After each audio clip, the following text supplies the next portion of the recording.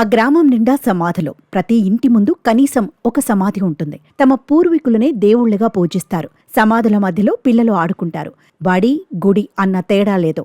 గ్రామం మధ్యలో సమాధులు ఉన్నాయా, సమాధుల మధ్య గ్రామం ఉందా అని అర్థం కాని పరిస్థితి. అక్కడి వారెవరూ పట్టె మంచాల మీద పడుకోరు. పడుకుంటే కీడు జరుగుతుందట. ఇంతకీ ఆ వింత గ్రామం ఎక్కడుంది? ఏంటా కథ? కర్నూలు జిల్లా గోనెగండ్ల మండలంలోని గంజేహళ్లి పంచాయతీ పరిధిలో ఉంది అయ్యకొండ. పేరుకు తగ్గట్టుగానే కొండ మీద వెలిసింది ఈ గ్రామం. ఇక్కడ సుమారుగా 100 ఇళ్లు, 300 దాకా జనాభా ఉన్నారు. ఈ ఊళ్ళో ఏ ఇంటి ముందు చూసినా సమాధులే దర్శనమిస్తుంటాయి. పూర్వీకులనే దేవుళ్లుగా పూజించి సమాధుల ముందు నిత్య నైవేద్యాలు పెడతారు. ఏం వండినా ముందు దేవుడికి, ఆ తర్వాత సమాధుల వద్ద పూర్వీకులకు పెట్టిన తర్వాతే ఇంట్లోని వాళ్లు తినాలి, లేదంటే కీడు జరుగుతుందని గ్రామస్తుల నమ్మకం. ఈ గ్రామం కొండపైనే ఉండటం వల్ల ఏ వస్తువు కొనాలన్నా కొండ దిగాల్సిందే. నిత్యావసరాలు, రేషన్ సరుకుల కోసం, పింఛన్ల కోసం సంతకు కొండ కింద ఉన్న గంజిహళ్లికి వెళుతున్నారు. అన్నం, రొట్టెలు, కూరగాయలు ఇలా ఏది వండినా సమాధుల వద్ద ఉంచిన తర్వాత తింటున్నామంటున్నారు గ్రామస్తులు. కాన్పు తర్వాత కూడా బాలింతలు మంచాలపై పడుకోరని చెప్తున్నారు. అప్పటి నుండి పెద్దల కాటి నుండి వచ్చిన కాటి నుండి చూస్తాము.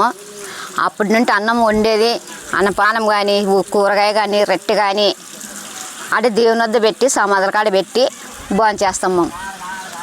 మరి కానిపైతే కానీ కిందే పండుకునేది. మరి పైన గిన్నె లేదు, కాపులు లేదు, మాకేం లేదు, కిందే పండుకునేది. అంతే చూసారు. ఎన్నెన్న తరాల నుండి వస్తుందో చూసారు. వచ్చిన కాటి నుండి చూసామంతే. అప్పటి నుండి ఎట్ట జరిగేది చూసలేము. ఇప్పుడు మా పెద్దల కాటి నుండి వచ్చిన కాటి నుండి ఇట్టే చేసేది. అయ్యకొండలో చాలా వింత ఆచారాలున్నాయి. ఇక్కడి వారు ఈ ఊళ్ళోని వారినే పెళ్లి చేసుకోవాలి, బయటి సంబంధాలు చేసుకోరు. ఇక్కడ అందరూ కష్టపడి పనిచేస్తారు. వీళ్ళు 80% మందికి కొండ కింద భూములున్నాయి. కొర్రలు, సజ్జలు, పల్లి, మిరప, ఉల్లి వంటి పంటలు పండిస్తారు. తెల్లవారుజామునే పొలం పనులకు వెళ్లి సూర్యుడు అస్తమించకముందే గ్రామానికి చేరుకుంటారు. ఒకప్పుడు తమకు కరెంటు కూడా ఉండేది కాదని, కొంతకాలం ముందే ఇది అందించారని స్థానికులు అంటున్నారు. మాదయ్యకొండ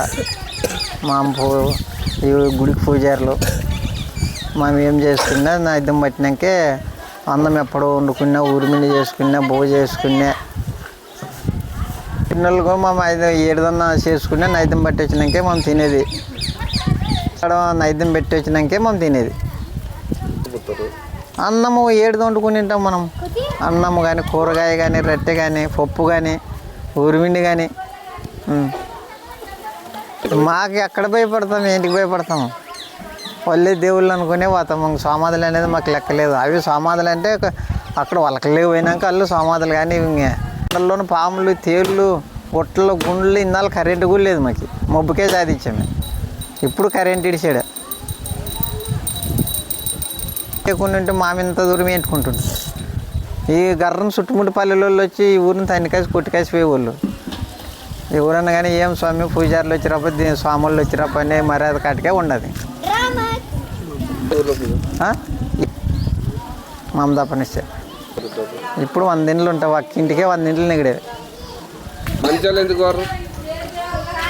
అప్పటి మాకు అది మా పెద్దలు అది పెట్టలేరు. మంచాల మీద కూర్చునేకే లేదు, మా మంచాలు వాడేది లేదు. ఇళ్ల మధ్య సమాధులు కట్టుకోవడంపై పలువురు ఆశ్చర్యం వ్యక్తం చేస్తున్నారు. బాలింతలు కూడా కటిక నేలపై నిద్రపోవడం అనేది మంచిది కాదని అంటున్నారు.